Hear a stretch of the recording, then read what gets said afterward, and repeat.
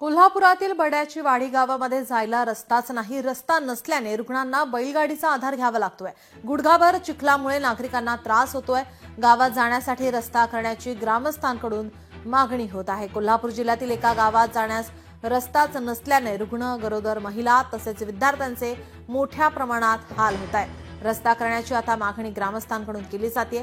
कागल विधानसभा मतदारसंघाचा भाग असलेल्या गडहिंग्लज शहरापासून हाकेच्या अंतरावर असलेल्या बड्याची वाडी गावात मुख्य रस्ताच नसल्याने ग्रामस्थांसह शालेय विद्यार्थ्यांचे हाल होत आहेत।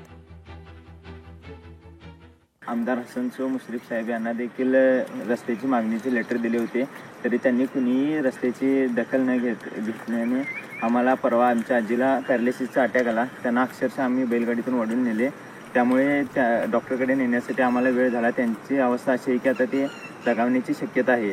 तरी सरकारने लवकरात लवकर आमच्याकडे लक्ष द्यावे व आम्हाला रस्त्याची सोय करून द्यावी।